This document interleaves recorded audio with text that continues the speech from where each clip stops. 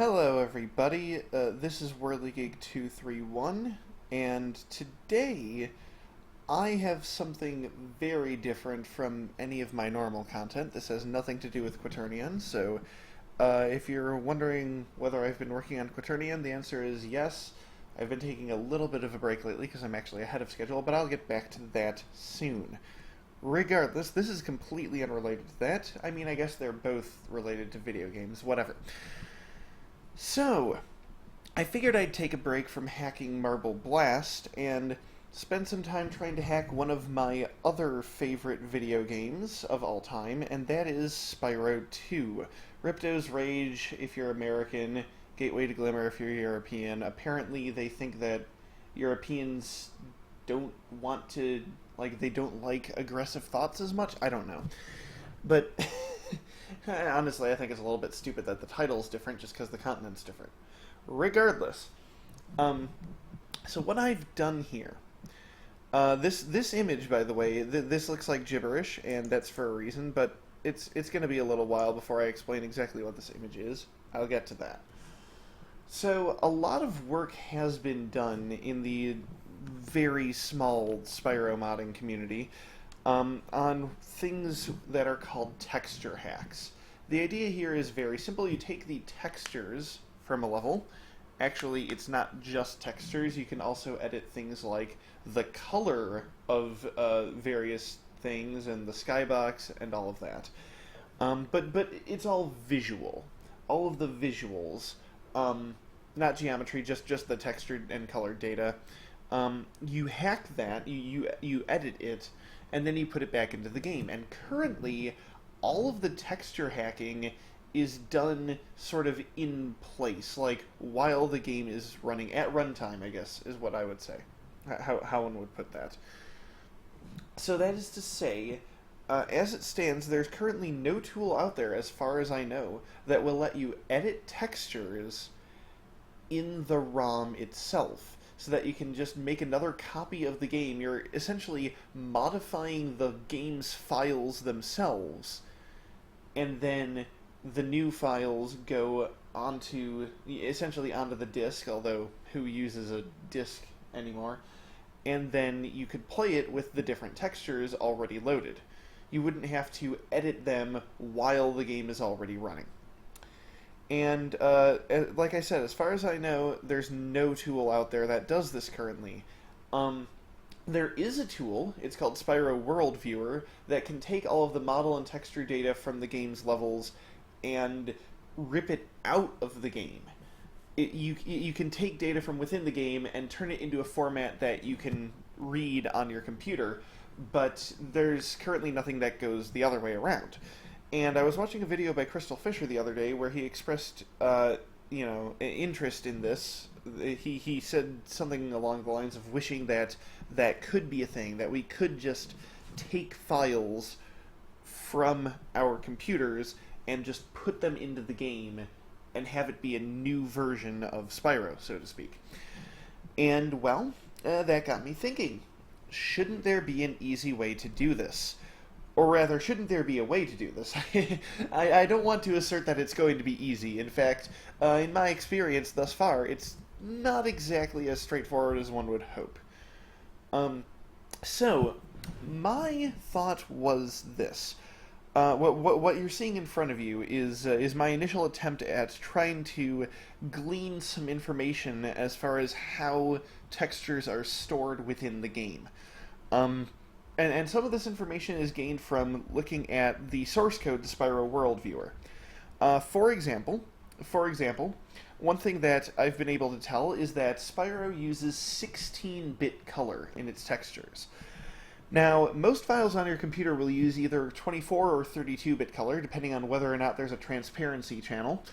And what that means is that you have 8 bits for every channel of color, red, green, and blue. Every color on your computer is sort of divided into these 3 components, and you have 8 bits for each. That's 256 possible values. What Spyro does is it uses 16 bits, so it has 5 bits in each. Then there's 1 bit left over. That bit just gets discarded. And those, so you have 5 bits of red, green, and blue, so you only have 32 possible values for those. But that still looks decent. Like, if you look at a texture up close, you can tell that there's a, you can sort of see where one color starts and the next color ends, or the previous color ends. But, apart from that, it looks nice. At least it looks very good for a game made in, the late 90s. So, my thought was as follows: we should, what I could do is I could just take the entire game, just everything in the game, and interpret it as color data using that encoding, and see if anything came up that looked like an image. Well, that's what you're seeing here, sort of. I say sort of because there are a couple of caveats. For one thing, this is not the game itself. That is to say, this is not the ROM itself. Rather, this is what's called a WAD file. Now, I'm not entirely sure what a WAD file is. Apart from that, it contains all of the visual data required to create the game. So if you open up your ROM, you can actually do this. If you mount it to your CD drive, you can open it up and see the file structure of it. And one of the files is called wad.wad, and that will contain all of the textures and whatnot. Now, that is one barrier for getting things back into the game, is that I would have to be able to edit the WAD file within the ROM. And, well, ROM standing for, of course, read-only memory. It's not exactly the sort of thing you're meant to be able to just modify. That being said, I'm sure that if I could burn a new disk image, I'd be able to modify the WAD file just fine. So, also another thing that I should say is that what you're seeing in front of you right now, is not the entire WAD file. The entire WAD file is hundreds of these. What you're seeing is one sort of square of it. This is a really weird analogy that I'm about to give you, but picture that all of the Spyro image data is stored as a roll of toilet paper. And what you're seeing is the first square of toilet paper. Now, the bottom of this square, at the bottom of the screen, will then attach to the top of the next square of toilet paper. So if I quickly flip to that one, this is the next square, and you can see the top of this one sort of looks like the bottom of this one. They match up. Now then, if by the way, if you're like sort of in a daze looking at all this gibberish and thinking, gosh, can we please see something that actually resembles the game? Don't worry, that's coming later on in this video. In fact, YouTube has this nice little thing where there's a bar at the bottom, and you can just skip ahead to that part if you want. I don't care if you don't want to hear the technical details, if you just want to see the fruits of my labor. Which aren't very much at the moment. But that being said, so like I said, what I'm doing here is I'm just taking all of the WAD data and treating it as if it's supposed to be colors. And colors in that 16-bit format with a width of 512 pixels. So each row here is 1 kilobyte of WAD data. Now, the reason I chose this format is because I imagine it's what the game is like on the inside. The reason why I chose 512 pixels is because it's a power of 2, and having textures that are a power of 2 in width is somewhat of an industry standard. In fact, I can tell you for a fact right now that Spyro's textures are, I believe, 64 by 64, because that's how they show up if you extract them with Spyro World Viewer. Actually, I think there might be a 64 version and a 128 pixel version, or something along those lines. I don't remember the exact numbers, but they are powers of 2. So, if the textures are stored in that format with 16-bit color, we should just be able to see them in here. They may look a little bit distorted, but we should be able to see them. And you'll notice that with some textures, this is the case. Others, not so much. So let's dig into this, and let's actually see what this gave us. This quick and nerdy C program I wrote. C++, actually. So first, we don't really recognize anything here. This stuff at the bottom looks kind of interesting. It almost looks like rows of text seen from far away, but I have no idea what it is. Here, you might notice something that starts to look familiar in that these look like talismans. The colors are all screwed up, but you'll notice that, for instance, this is the pickaxe for Glimmer. I think this looks like the Idle Springs Idol. This is the Colossus, what's it called? The statue. This looks like a Hurricane gear. So it's pretty obvious, Aquaria Towers. It's pretty obvious that these are the guidebook images for these different levels, which is pretty cool. The reason why the colors are messed up, by the way, I might as well talk about this now. So this is going to come up later as well. A lot of the stuff that's stored in Spyro as far as image data is concerned isn't actually stored as 16-bit color values. Instead, it's much more efficient to store all of the colors you're going to use first, in sort of just a list of colors, a palette, if you will, and then after that have just maybe 4 or 8 bits indicating which of those colors each pixel uses. And this is what's called indexing. And I think this is what's happening here. If you take a look, above each of these images, you see a little strip here of pixels that look like the colors might be more along the lines of what we're looking for. And then underneath it, you have all this weird color gibberish that, as it turns out, is just indexed color data. So I could decode this. With these, it's not a very high priority because I doubt anybody seriously wants to modify the talisman images. But, it might be an interesting thing to try if you want to. And we've got a lot of these, because Spyro 2 is a big game. Notice that we seem to have several copies of them, too. I believe this is due to the fact that that this game is the PAL version, and as such, there are 5 different languages. In fact, you can see on one of them, it says, right here, I believe, it says vencido, which is Spanish for, like, you won this, you earned this. So that would presumably be the text indicating that you have a given talisman. Apparently it's defeated in the English. I'm not exactly sure where that text is coming from then, but regardless, the interesting stuff comes a little bit later. So moving on past this, we have a couple of screens of gibberish, and then look at this nice smooth gradient at the bottom. You might want to be sitting down for this, because this next part is a little bit drastic. Yeah, turns out that the game over screen is just straight up stored as a texture, with a width of exactly 512, using the exact 16-bit color format that I'm specifying. So, if you want to edit the game over screen, it's actually really easy to do so. But of course, that's not what we came here for. And of course, you can tell, here's English, here's French, German, Spanish, Italian. Woo! You can sort of see that these are the logos that show up on the book for each level, and you see that these are a little bit distorted. That's because the width here isn't actually 512 or a factor thereof, so it looks a little bit off. But like you can see here, this is Crush, Gulp, Ripto, Crush, Gulp, Ripto, Crush, Gulp, Ripto. Wait, what does that say? Like, schluck? I don't know. apparently they decided to change his name in, what would that be, the German version. So yeah, but this isn't the interesting part here. Here you can see the logo.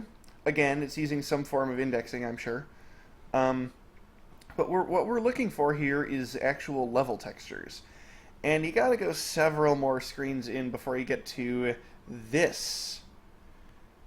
And this screen is very important. this screen you'll want to take a good long look at, because there's a lot going on here. Here in the lower left, you may recognize this if you've played the game. This is actually the mini-map for Glimmer. Now, it's a little bit squashed, and the format here is interesting. What I think this is doing, actually, is this is using some sort of insane indexing, where it's not just 1 byte per pixel, it's actually half a byte per pixel. I believe what's happening here is that the map only uses 16 colors. And so, you only need 4 bits for each pixel, and so each pixel you see here is actually 4 pixels horizontally, which explains why this little circle here is actually an ellipse. So yeah, so if you want to edit the minimap, you can try to do that here. Here you see some numbers and gems. You know that's probably for the HUD. These are, I'm guessing, the level textures. Again, they look horrible because it's all indexed. And what looks like up here is what this looks like is this looks like the palette, because you can sort of see the colors of Glimmer here. You've got, you know, this gray stone color, some nice green hues for grass.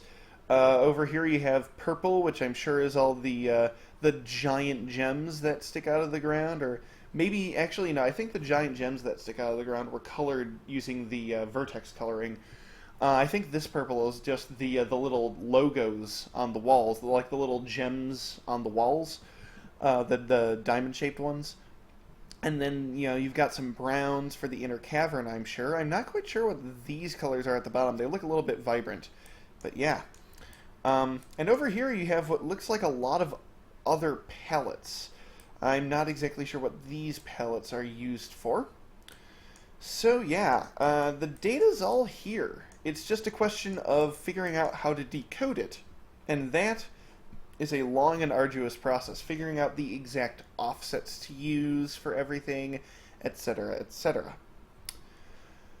So, enough talk, and enough weird bitmaps that you can barely make sense of. Let's actually open up the game. I have the game already loaded up to Glimmer, so I also have Spyro Edit open. Yeah, so this is Glimmer. I don't care. I'm not going to help you right now. In fact, here. There, I set you on fire. How's that? Alright, these dudes are cute. So let's go over what's actually changed here. Right now, the only thing you can see that's different is the lower left in that mini-map. You can see there that I've got a sort of dotted line going across the map, and that dotted line is from me experimenting and editing the mini-map. The reason why it's dotted is because I set all the bytes to the same, not realizing that division actually went within the byte level. That is to say, each of those bytes represents 2 pixels, so even though every byte is the same, that doesn't translate to each pixel being the same. It's really just each group of 2 consecutive pixels is the same. But that creates a dotted line. Another thing you'll be able to see is when I go into this cavern here. Now, I mentioned earlier that there are really 2 sets of textures, and this is also very common. This is what's known as Mipmapping, swapping out a texture for a lower resolution version at a distance. You can sort of see this on the cave wall that's in front of me at the moment, or cliff wall, I guess it is over there towards the left near where that dino dude is. The pixels look kind of large and blocky, but over on the right side of the screen, they suddenly get smaller. And that's because it's swapping out what I think is a 128 by 128 texture for a 64 by 64 one at a distance to decrease rendering times. There you actually can see the difference. Is right now it's a low quality texture right in front of me, and when I move up, you see it changes. It's a little bit of a hard effect to spot because it's specifically designed to make you not notice it unless you're specifically looking for it. So I apologize if it's not that obvious, but that's, you know, that's what they intended, is for it to not be obvious. Now over in this cave, you'll notice that I did try to edit one of the textures, and I didn't manage to edit the 64 by 64 far away version, only the 128 by 128 nearby version. And you can see right there at the top of my screen, the wall just suddenly changed to bright red. Yeah. And I did that not by editing the texture data itself, obviously. In fact, I'm not actually sure where the textures even are here. It's not jumping out at me. I mean, this sort of is. This is obviously an eyeball, I'm guessing. But no, this red here is, I edited the palette. I edited, I think, specifically this row, and changed a bunch of these grays to just bright red, using the 16-bit color encoding. So yeah, that, if nothing else, is a proof of concept that we can edit textures in the ROM. It's just a matter of taking what Clyde & Company did in his Spyro World Viewer and doing it backwards.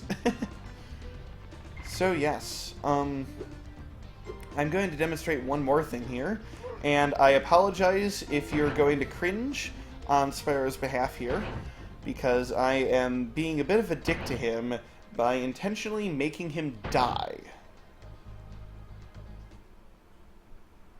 Okay, I wasn't sure whether the game was going to spawn me with 4 lives or with none, because when I saved the game, I had 0 lives. Apparently the game is nice enough to give you some extra lives, which is actually a problem because what I'm trying to show you is the game over screen. So we're going to be here a little while, and you're going to have to watch Spyro get a little bit beaten up. I do apologize for that. I guess in the meantime, what I can talk about is some of the issues that you could encounter when trying to save things to the ROM. Because one issue is that some file formats are just inherently easier to read than to write. A great example of this is the diff file format used by Torque Game Engine. I mentioned Marble Blast earlier. That's one of the formats that Marble Blast uses for its models. And that data is really easy to read if you're just looking for a triangle mesh because it's all there. The problem is what's also there is like 4 or 5 different optimized versions of it that are really hard to compute and are designed to speed up the game. Of course, it becomes an issue when you're trying to, you know, make your own data because you have to compute all these things yourself, or else your game is going to be slow. Another issue that comes up is, of course, the indexing that I've been mentioning. And then the mipmapping, I guess you could also consider an issue as well, because you have to write not only the texture you want to the game, but you have to write 2 different versions of it. So there are a few barriers, but fortunately, it looks like the ones we have here are relatively easy to surmount.